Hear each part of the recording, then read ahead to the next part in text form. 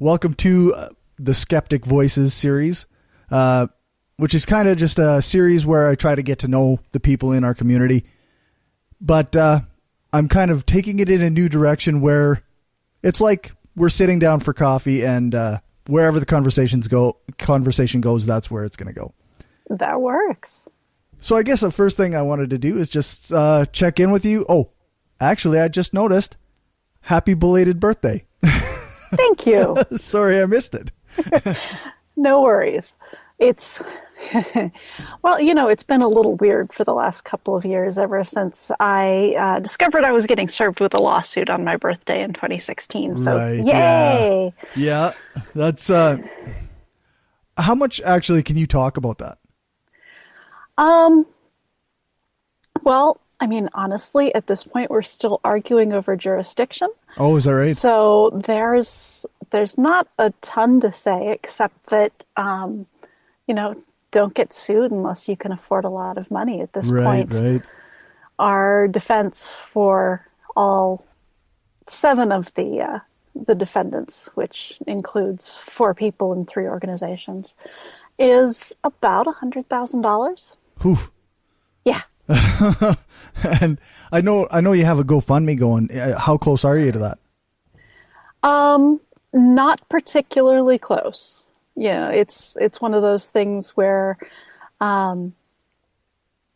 there's money of ours involved as well. Right, yeah. Unfortunately, that's a lot to ask a community to support. So if it weren't for the fact that at least, some of us can contribute in the long term. Right. Yeah, it's, I don't know. It seems like pro-social justice people aren't the wealthiest people. so there is that. I mean, we have one of the defendants is a student, one is a professor at a small liberal arts school. I'm probably best off financially of all the people being sued. Right. None of our organizations make money. One's a nonprofit. Okay. Yeah. Yeah, geez. So, yeah, are you organizations also being sued in the whole thing? Yep. Oh, wow. 2 networks, Free Thought Blogs and The Orbit, and Skepticon, which is a nonprofit that runs one of the largest atheist and skeptic conferences on an annual basis. Although they're not doing it this year, not because of the lawsuit, but because they're changing cities and arranging new venues and all sorts of fun stuff like that. Yeah, it takes a bunch of extra work. It does. Yeah. We were trying to get our conference going here in Saskatoon because we did one in Regina, but I don't live in Saskatoon. So then I'm trying to organize people up there to check out venues and see who can do catering and whatnot. And it's just like trying to organize from a distance is way harder. Yeah. Well, and, honestly, I'm not even involved in the venue selection. I mostly do stuff on the side with Skepticon, arrange some workshops with Monette under Secular Women Work. Okay. And I'm exhausted from the process, so. Right. Yeah, geez, eh? Yeah, you just had Secular Women Work not that long ago, right? We did, just about a month ago. And how did that go off? I am told it went very well. I was working. Right, and yeah. so, I saw every little thing that went wrong and had fingers in most of it. But for the people who weren't doing that part, I'm told they learned a lot and had a good time. People have... networking is actually a big part of what we try to do with cool. Secular Women Work. So, when somebody has a question about how do we do this, they know somebody who's likely to have done it and can get decent advice. But, I'm seeing all these people on Facebook and I'm like, wait, how do you know? Oh, right. You were both at our conference. Excellent. Yeah, it's like I connected to these people in some way. I did. I don't remember it, but I did. Yeah, that's awesome. I would have liked to have gone to that one, but I don't go to conferences that I don't organize because travel seems expensive. Yes, and particularly international. And these days, I think there just aren't that many conferences in Canada, at least not that I've heard about. Yeah, I'm not sure if there's a non-con again coming up this year or not. But with Imagine No Religion, I after I kind of had a confrontation with Bill, I decided I wasn't going to that one, even if he puts on another one. I was going to say, are they actually doing another one of those? Because last I heard that was kind of in doubt. Yeah, I think they lost money on the last one, so yeah, so then they couldn't put in another one together. But I find that it's hard for me to justify going to conferences if these people have decided they're anti-social justice anyway. So yeah, I can't imagine, well, one, having all that much of a great time. Right. But two, also, what are you trying to do with the conference then? Right. Yeah. What exactly is the goal here? Are you trying to make the world better in whatever way you think that being anti-social justice does that?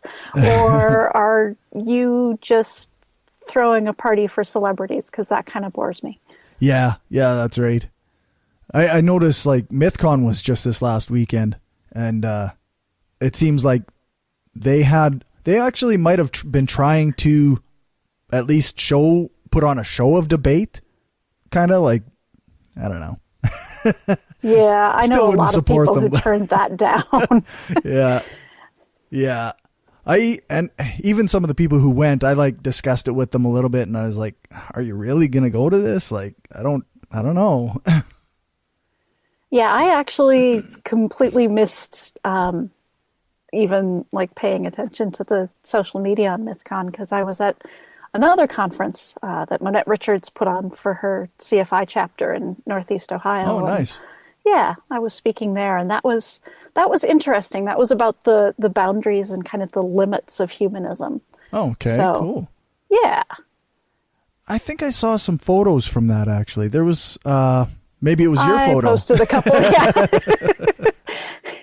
Yeah, Debbie Goddard was speaking, and I posted at least one photo of a slide of hers talking about one of the problems with humanism is that we have, historically at least, based humanist values on what is kind of a caricature of the Enlightenment rather than the whole thing. And I wanted to go give that talk everywhere now. Because it's not just about that, but yeah, that was a great talk. Yeah, we did a panel on identity politics. Okay. With Debbie and I and the third speaker at the conference, who identified as a Republican, conservative, libertarian working for social justice. Wow. Yeah. That's interesting. In case anybody's concerned that everybody was just agreeing that this was some kind of echo chamber. No. Right. There was a Republican there. There was. That's actually crazy. There were two. There was one in the audience as well. Oh, wow. I guess good for them. Go in. I would have preferred if maybe he wasn't an InfoWars listener. Oh, geez. Yeah. But that meant he asked questions. We got to answer them. So that was cool. Right on. Yeah. Did he ask you about the authoritarian nature of the far left progressives? Not directly. No. When I was talking in my talk, which was titled, "What do you mean science is racist?" No, nothing to get anybody upset in that talk, obviously. No, of course not. Right. But I was talking about Philip Rushton, who was a person who did psychology research up in Montreal until he got kicked out for doing research, starting with students on asking them questions on things like penis size and their sexual habits without having gotten IRB approval. Oh. And then moving his work to the local mall where he did the same thing, again without IRB approval. Wow. And he got strangely enough, barred by his university from doing human subjects research. Go figure. Yeah. And this guy was suggesting that, anybody can get barred. It's just political. Right. As though the fact that he didn't go to his board for review, that he wasn't played no role in that. Right. That he was taking, undergrads who are often doing this kind of research for credit and are required to participate in a certain amount of research for their classwork, as though there was no problem sitting them down and prying into their sex lives and their bodies. Right. Right. Yeah. Yeah. Does it seem like more and more like ethics are considered political correctness? Like it does. I'm not necessarily sure that, you can say it isn't, because the entire question of like bodily autonomy, which is what we're getting at with Rushton's research, also racism, but that's, a separate thing. But bodily autonomy is kind of a big political issue in the U.S. right now. It seems so weird. Yeah. Like, really, I don't know. I wouldn't think it should be a huge political disagreement, that maybe we don't pin people down and try to rip their clothes off and stick genitals in their faces. But apparently, I don't think I'm in a minority, but there's a very vocal group who disagrees with me on that. Yeah, that's true, hey? Yeah, they're very loud. Very. I'm in an argument group, and it's got people of all different political stripes in it, and there's a couple really outspoken people who are really, I would call them far right, even though they continually deny being far right. Of course. And, everybody's centrist. Yeah, that's right. They're definitely centrists who don't buy into either political party. Except, I feel like there's more to the story. Yeah, that's right. Except when, everything they do supports the Republicans. But, but yeah, they've come out like swinging in this argument group about how every man needs to be on guard all the time about any woman you come in contact could just potentially accuse you of sexual harassment or assault, and you'll just go to jail, and that's it. And yeah. I mean, there's could, and then there's remotely likely. Yeah. What is it? The difference between risk factors versus paranoia? Yeah, that's right. Yeah. Yeah. Yeah. Like at some point, I mean, you could run into somebody walking down the street and they could stab you. That's just a thing that could happen. Yep. But it's pretty unlikely. Yep. I mean, I live in the city. I used to walk home from work all the time, and I would have coworkers who were like, "It's dark out. Are you sure you want to walk home?" Like, yeah, I've been doing this for 15 years. No big deal. Yeah, I know the Nothing area. has happened. Yeah, that's right. I feel comfortable in this walking home scenario. Right. Yeah, I don't know. Just, it blows me away the level of fear that one must have in order to believe that.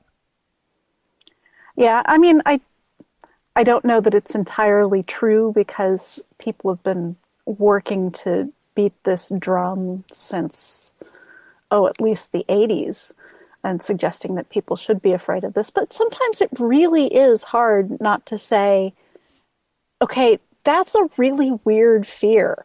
Are you sure there's something you're not telling us about why that fear might be justified for you? Right.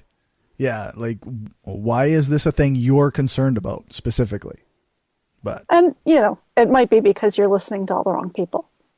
Yeah. Maybe. I think a lot of the time that is too the loudest on the Fox News and the Alex Jones and libertarian Facebook pages. Oh, skepticism. Yeah. Yeah. I would not classify those as skeptics. Yeah. They don't seem to apply the critical thinking lens to nearly anything. Yeah. Yeah. I mean, nobody can apply it to everything. No, that's true. But you'd think when it comes to the important things, Yeah. like politics and the future of one's country and perhaps the world, that might be a place to apply a little skepticism. Yeah, that's right. I don't know. Some people are just, they surprise me, I guess, in the way that, like, I actually had to mute that group because I was becoming a worse person for interacting with these people. I completely get that. I have low blood pressure. Sometimes I take a nap. I wake up after the nap and I have a really hard time getting my blood pressure back up to a reasonable, let's sit up straight kind of level. Right. So I'll go online and have an argument. And that'll do it right away. Usually, yes. Yeah. And it turns out they're not hard to find. No way. They're pretty easy. All you got to do is just post anything. Like anything.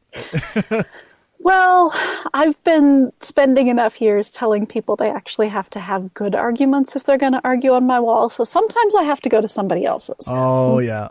But yeah, it's still not hard to find. Yeah, you've eliminated some of the worst anyway. Yes. Yes, some people decide they don't want to argue with you if you tell them they can't just repeat an argument without addressing your counter arguments. Right. I actually just had an argument the other day on my Facebook page where a guy, I posted something about,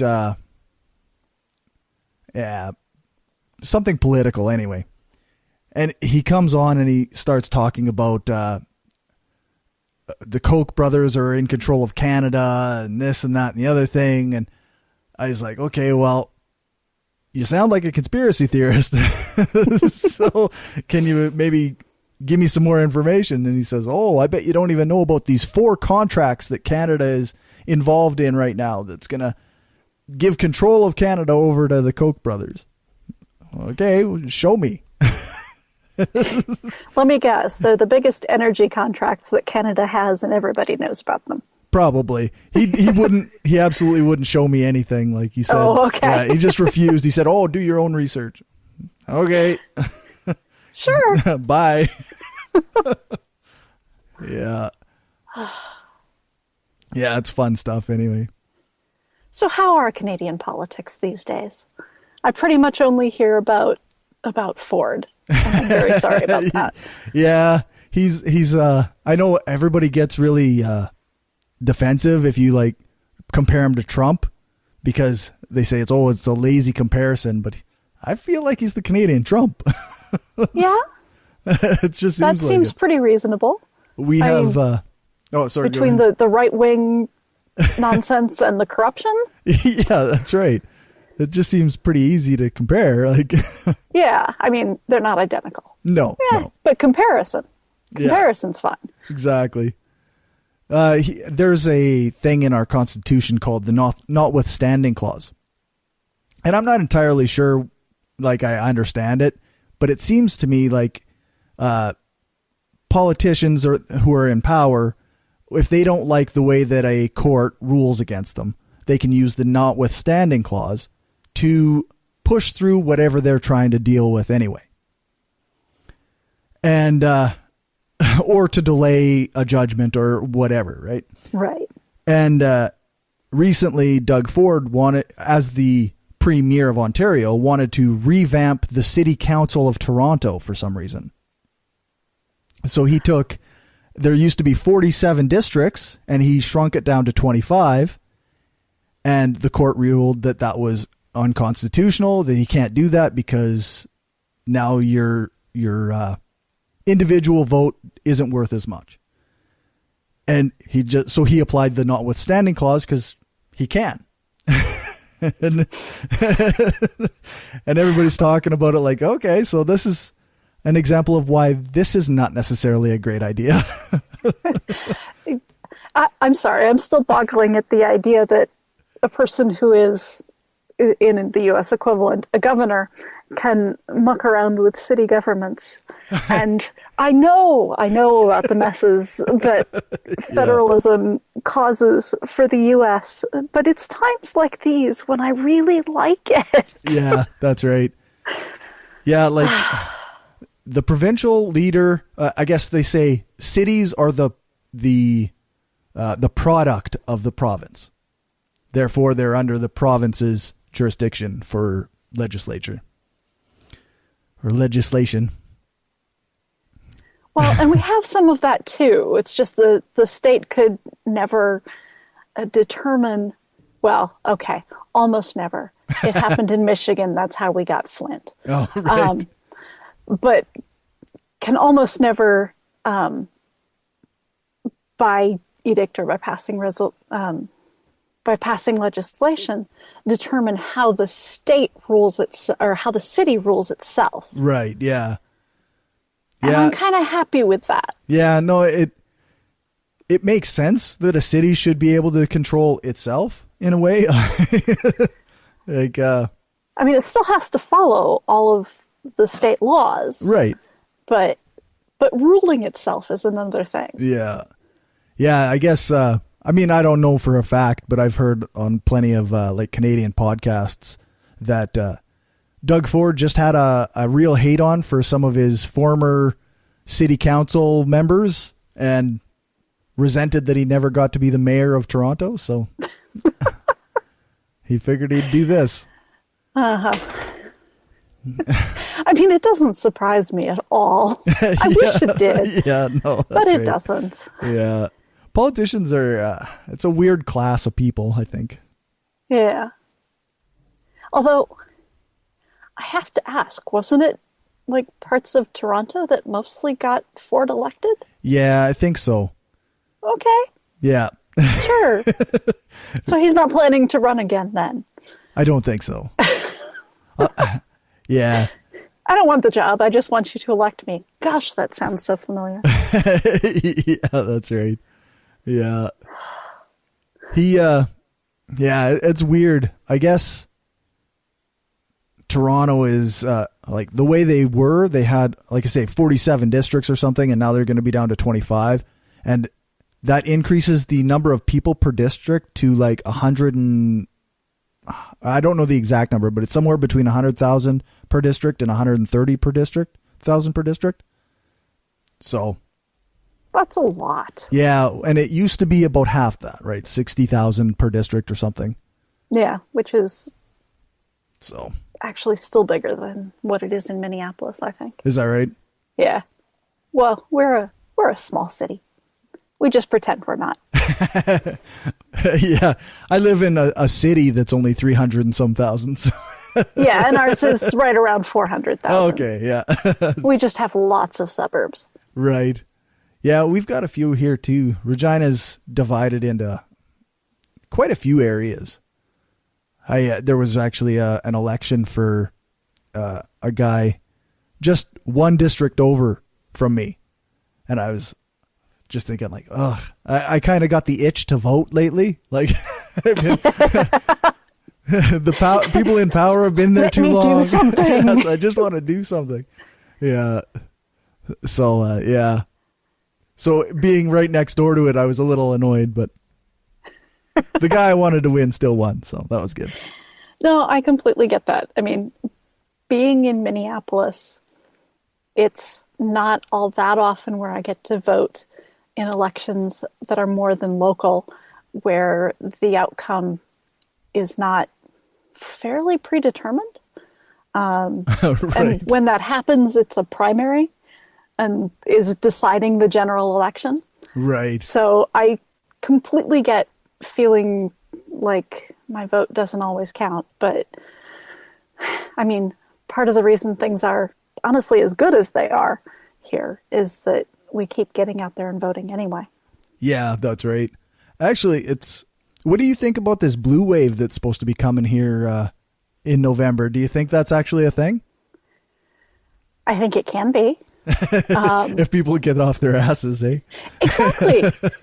I mean, people keep complaining about safe districts. And, you know, there are a couple of those right now, but the districts that are actually safe are largely safe because Democrats and people to the left who don't identify as Democrats, because you don't have to register for a party everywhere here. Those districts are safe because the Democratic Party hasn't been working to put up good candidates for so long because they Right. thought the outcome was foreordained. And if you actually get out there and you vote, and it gets to be something like close, even if your candidate doesn't win, the party puts way more resources into your next candidate. Right. Yeah. Both in terms of recruiting them and in terms of giving them institutional support. Yeah, that makes sense, actually. It's really, I really feel bad that you guys don't have like more like parties that have a potential to win.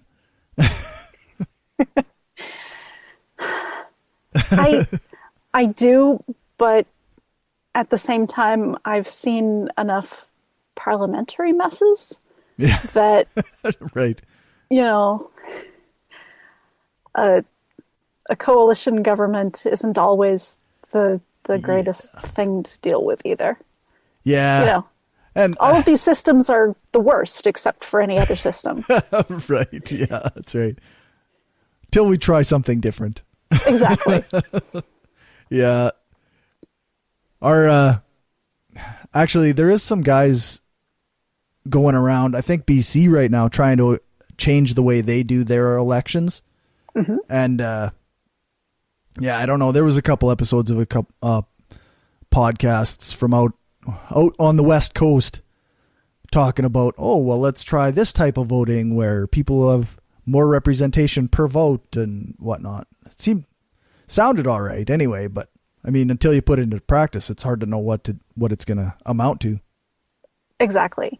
And honestly, you know, we have third parties here, and in a place like Minneapolis, I mean, we have a city council member who's green. Right. He's not the first one. The one I had was arrested for corruption, but that's a different story. Yeah. Seriously, arrested by the FBI. We had, yeah. Anyway, That's rough. but you know, enough people get out and vote here, despite the elections being considered somewhat safe, Right.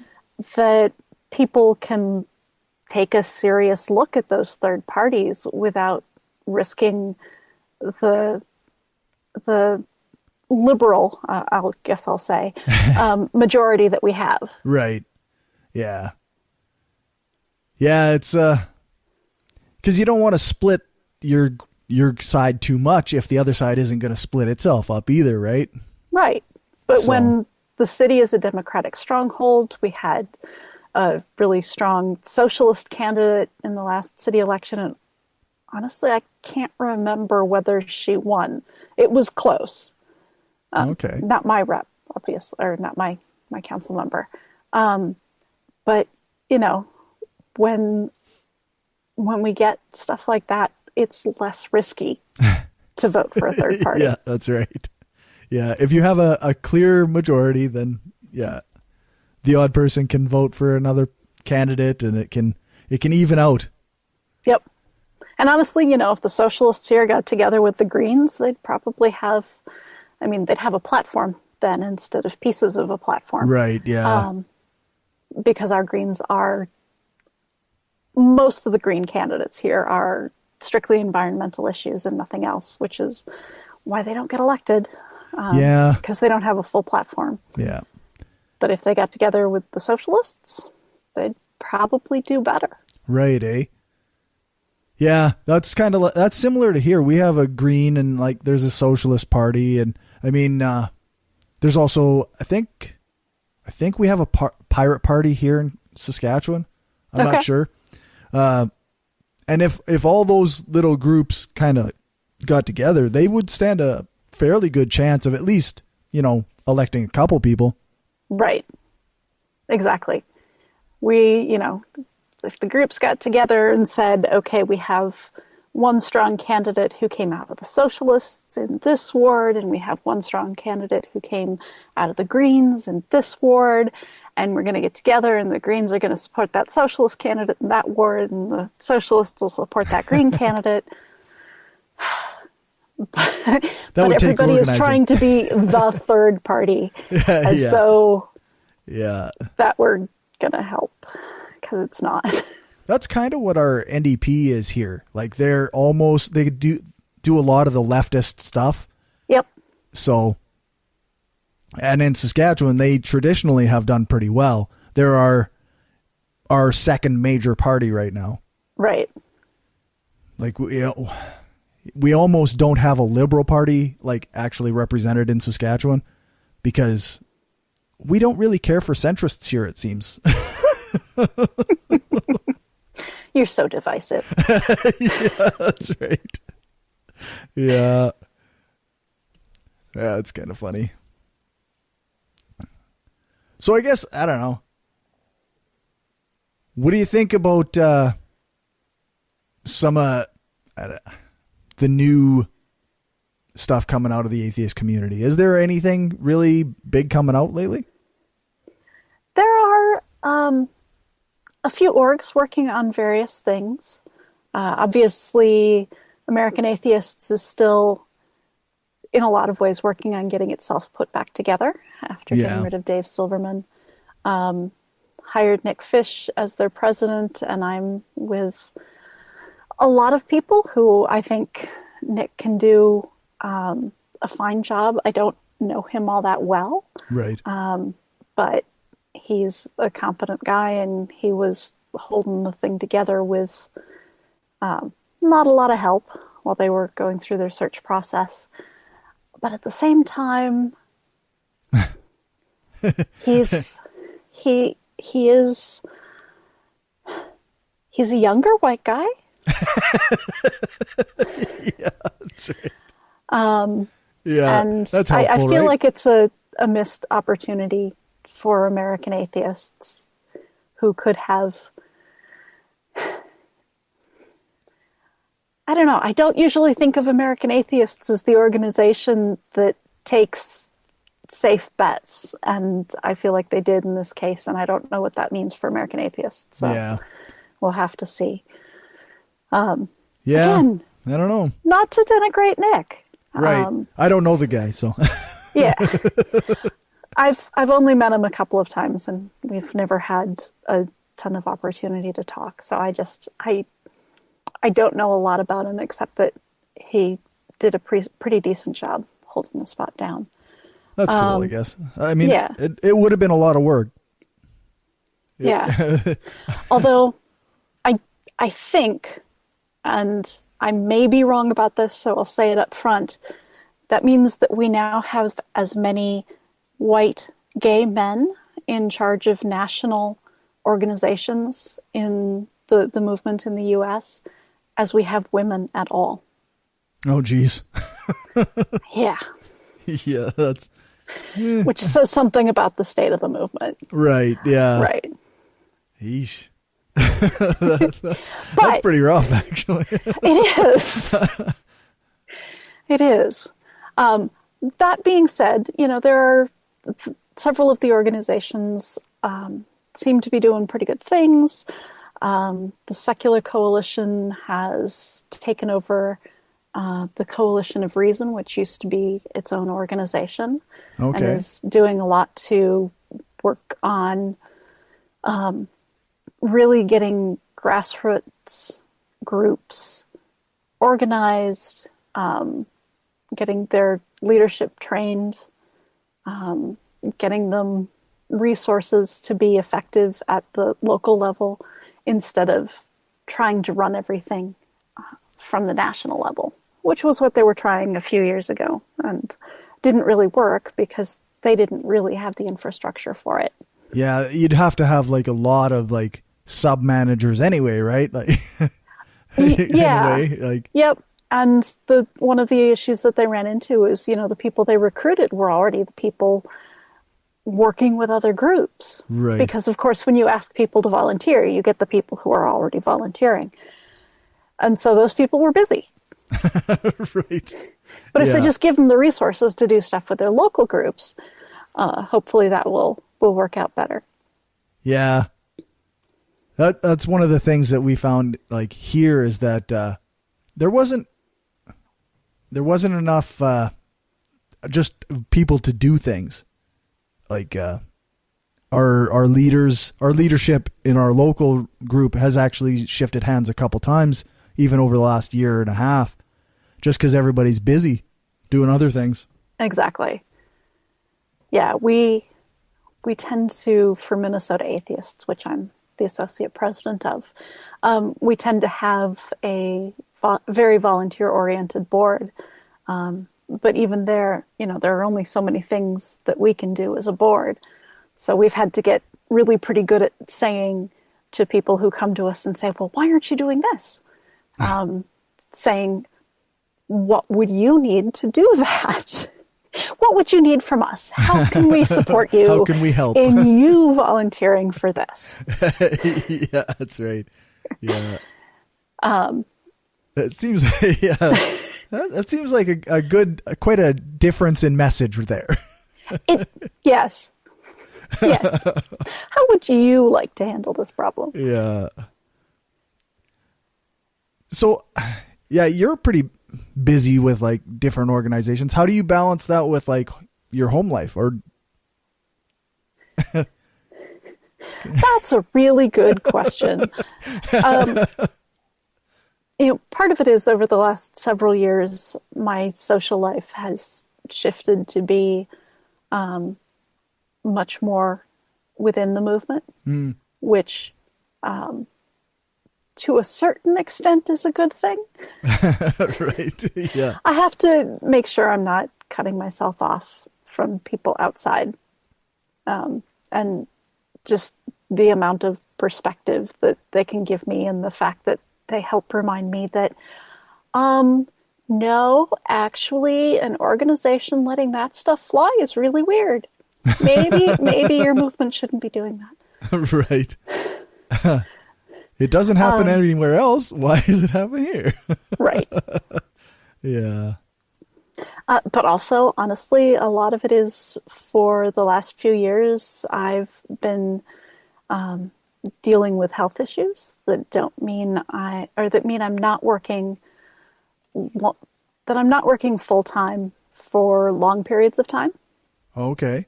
That I've mostly done contract work when I haven't been changing something or having a bunch of appointments and that kind of stuff. So my time is actually pretty flexible in a way that a lot of people's is not. So that's helpful, I guess, eh? It is. Sometimes it makes it harder to say no, even when I know I should. Right. But I've been working on that. Yeah. I find because of my schedule is 7 days on, 7 days off, my week that I'm at work, I basically don't exist. Yep. And then my week that I'm at home, I have so much time during the day that I'm always thinking of new things to try and do to the point where I have no way to do any of them. Uh-huh. I completely understand that problem. Yeah, like there was that meme that's like, great ideas, tell someone. And then it went to start project. And then it skipped right around finish project up to great new ideas. Yes. Yes. So, yeah. And at this point, I really try to, okay, here's a great idea. I'm not going to have time to finish that in the next however long. So I'm going to set that aside and not start it. It's still an idea. It's still a great idea. Yeah. I might talk about it with other people. They might get excited about it. They might have some time to work on it when I don't. But I'm not going to try to start everything. That sounds like it takes self-restraint that I may not have. A lot of years of practice. How's that? There you go. Yeah, no, that sounds right. Yeah, shit. I really, really hate not finishing projects. It's one of those things that makes me feel shame in a way that other people just can't make me feel. Right. So I have big incentives Yeah. to not start projects I can't finish as well. Yeah, I feel that way when I'm late with an episode of the podcast. Exactly. It's like, oh my God, I'm letting the entire world down. Even though people just live their lives. I'm sure they don't care. Yeah, nobody's paying that much attention to me, but it still feels like it. Yeah, that's right. Your internal voice says that anyway. It really does. Yeah. So I guess what else have you been up to?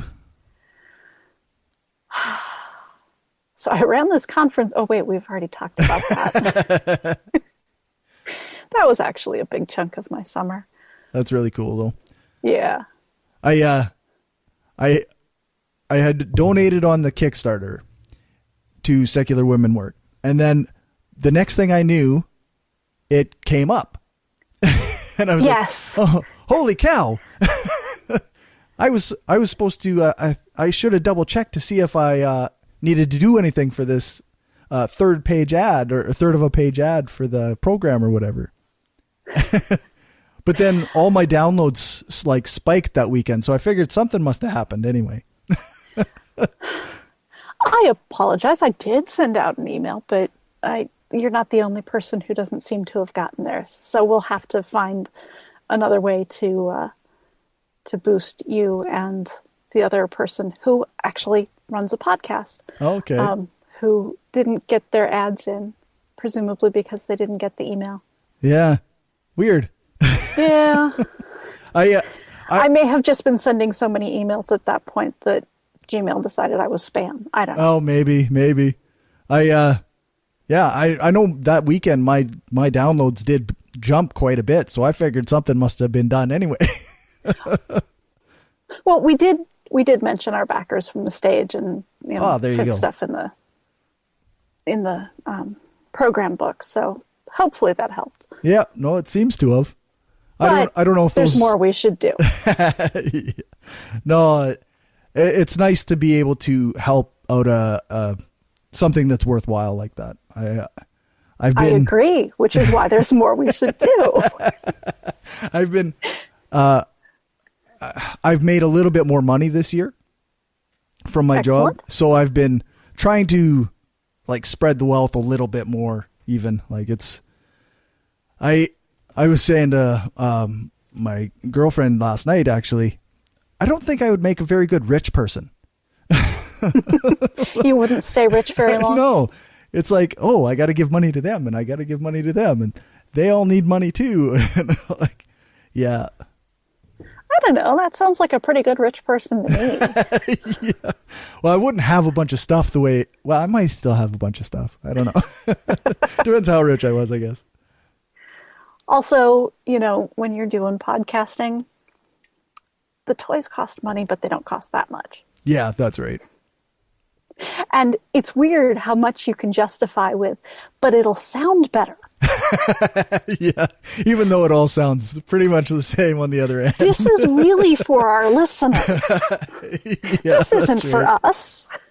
This is not a toy that I just want. Yes. Yeah, that's right. Not that I'm sitting next to a microphone I'm not using or anything like that. Right. Yeah, that's not why I use two microphones to record me at all. It's right. Nothing to do with that. No, that's right. It's all about getting two copies and comparing the sound and putting out the best possible sound. Exactly. I don't even believe me. I'm trying. I'm apparently a bad enabler. That's all right. Yeah, no, that's all right.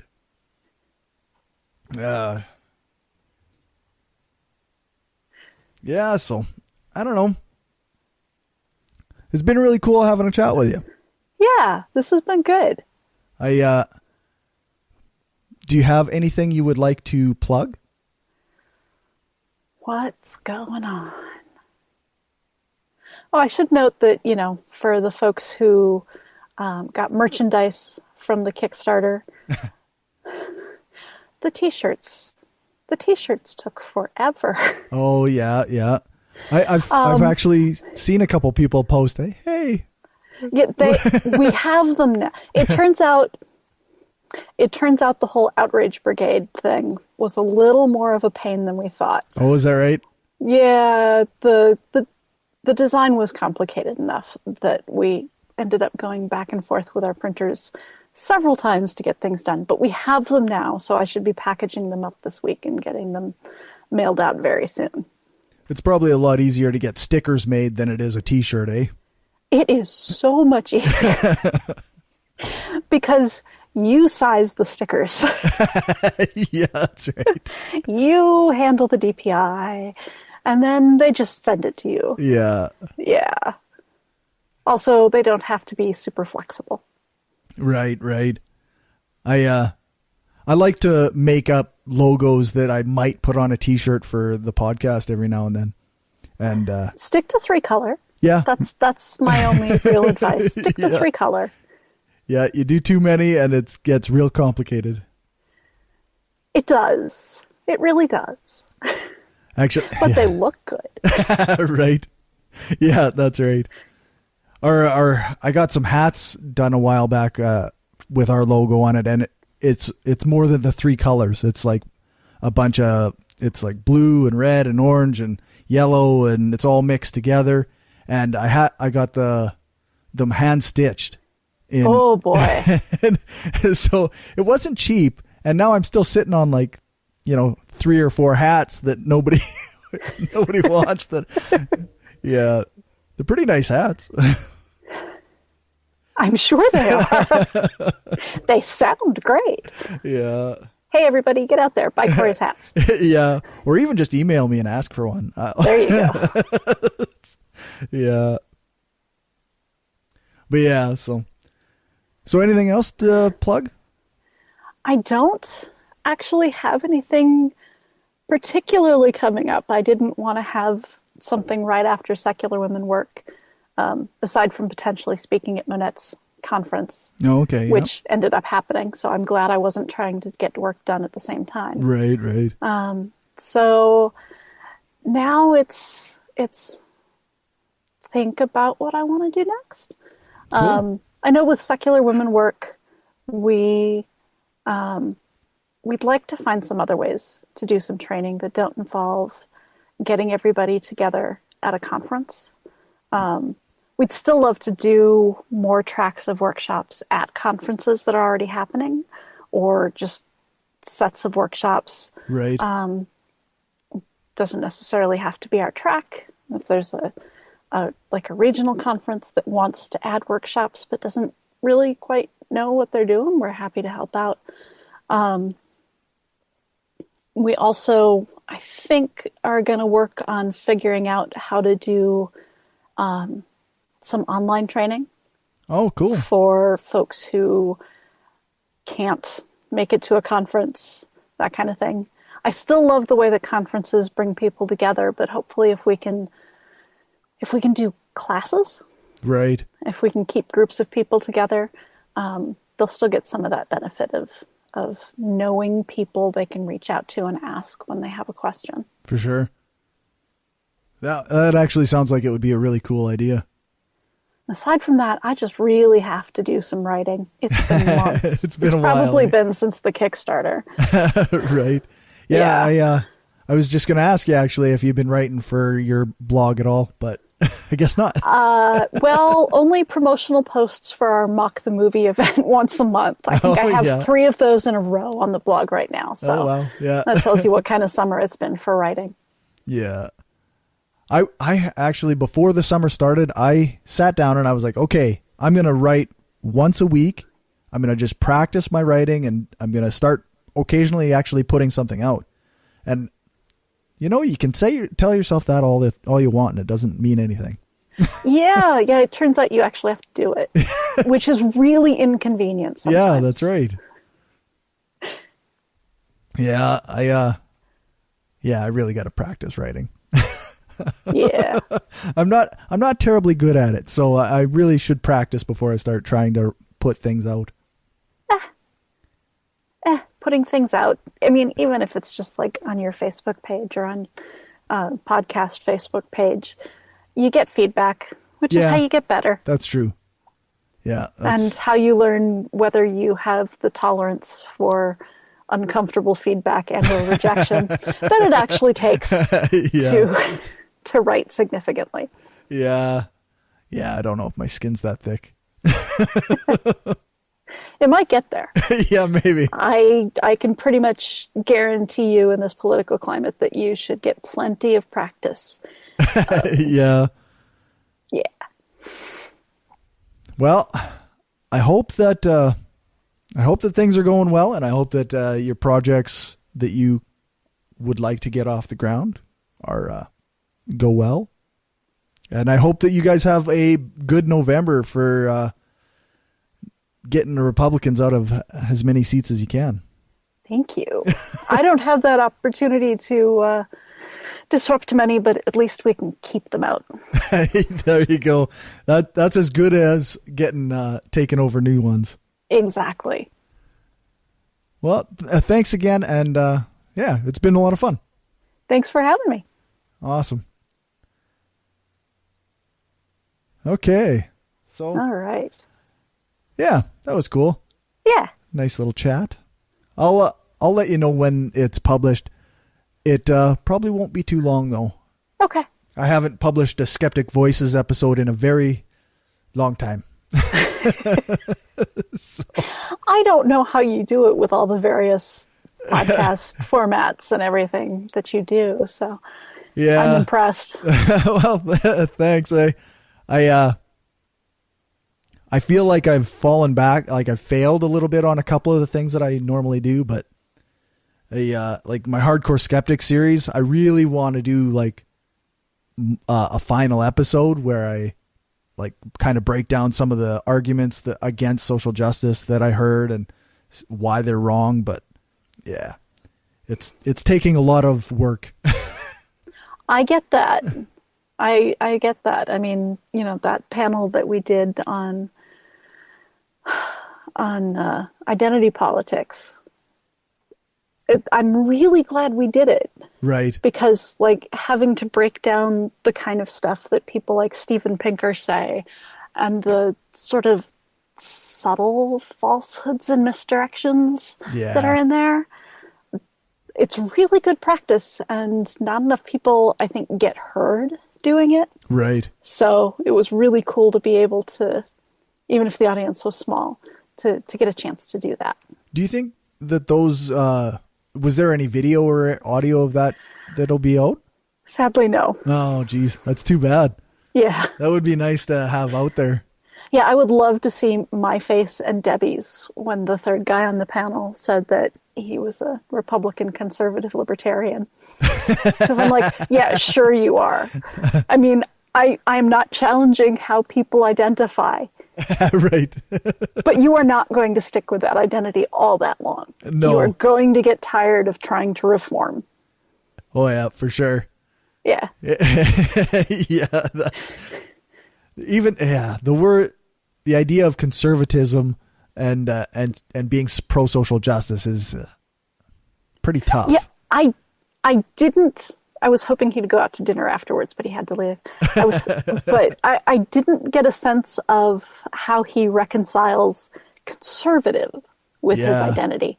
I get the libertarian because he was basically saying, you know, he thinks libertarianism is basically the best form of governance, but we're not there yet. We're not at a point where people can be equal in the power they yield and the voice they have when in a system like that. And I'm like, oh, okay, so you're a libertarian, like I'm an anarchist. Never going to happen. Right. Yeah, I'm an anarchist, but I'll die before we ever reach that society. Right. Yeah. Yeah. And the Republican thing, he started a campus Republican group at some point, and he is using that to try to leverage candidates into actually paying some attention to social justice and human rights and that kind of thing. Again, good luck. Good luck. I have nothing to say about people who are trying to beat their heads against what feel like closed doors to make things better. Right, yeah. I don't get to throw that stone. Right. But I get what you're saying. Conservative, I have no idea. Yeah, no, that's right. Yeah, geez. Yeah.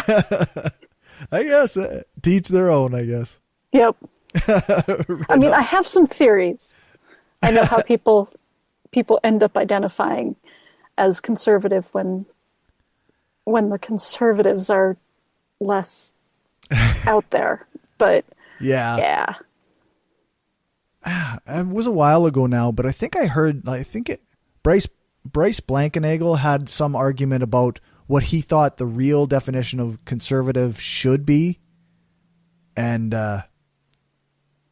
that's why he wanted to retake the name conservative because, right. But Well, and usually the people I have respected who have considered themselves conservative, although they've almost all given up the label because that's not what it means right now, right. have been people who have said, yes, we want to make change, but we don't want to make change willy-nilly. We don't want to throw out things that already work. We want to, test and go slowly and make sure that any changes we make are actually making things better. Right.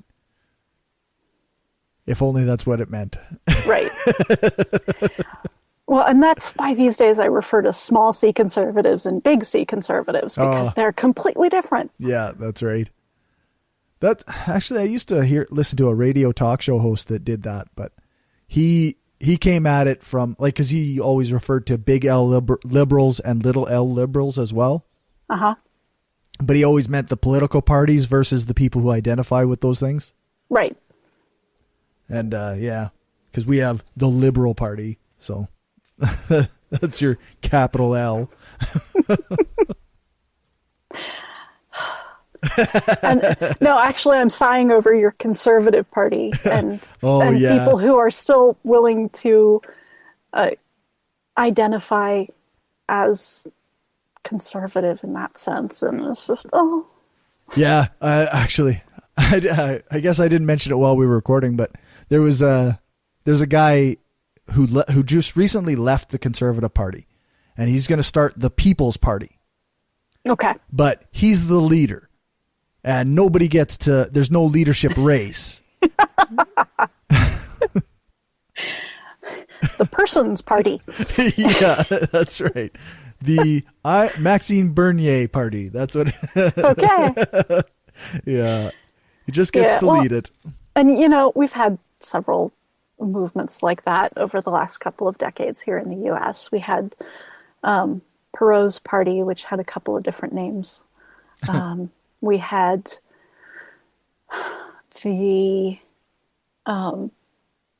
the party that Jesse Ventura ran for governor under here, which I think called themselves Reform at that point. They've also undergone at least one name change. Right. So, we've had that several times, people trying to create that conservative party that is not the Republican running for the right wing party. They're only a little bit right wing. Yeah. But they like gay people. Right, yeah. And they want to smoke pot. Right. Right. Yeah. Yeah, I get a kick out of it. I by all means, split the vote on the right. That's what I say, but yep, I will take it. Yeah, that's right. As long as they don't do it too successfully. Yeah, that's right. Because I don't want any of those people running anything. Yeah, they really shouldn't be in charge, but if they want to take a few votes away from the other ones, then spoil away. Yeah, that's right. Well, thanks again. Very welcome. Going. This is fun. Yeah, it was a good chat. Yeah. All right. You have a good one. Take care. Alrighty. Bye-bye.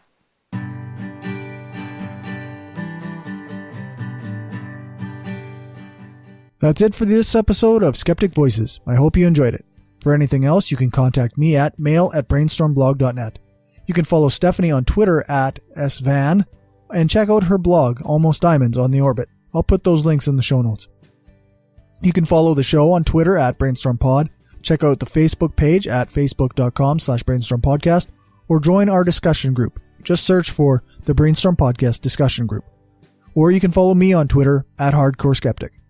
Thanks to our financial supporters, Kayla, Janet, Kim, Stephanie, Zach, the Utah Outcasts, Will, Aaron, Daryl, Destin Sucks, Bob, Glenn, Destin Doesn't Suck That Much, Magnus, several species of small furry animals gathered together in a cave, Positively Skeptical, Rob, Keith, the Podunk Polymath, Larry, the Flying Spaghetti Monster, sauce be upon him, and now, Freethinker 215. If you want to join them and help the show grow, then you can do that at patreon.com/brainstormpodcast. For show notes, check out our website, brainstormblog.net, and should follow the show on Spreaker for notifications whenever a new episode is up or we go live. That's at spreaker.com/user/brainstormpodcast. And check out our store on TeePublic. It's teepublic.com/stores/brainstorm-podcast-gear. Remember to give us a rating, a thumbs up, or a fave on your podcatcher of choice. Join our Facebook group, like our page, follow us on Twitter, share the show, and spread the word. Thanks for listening, and remember, the truth matters, and so do people.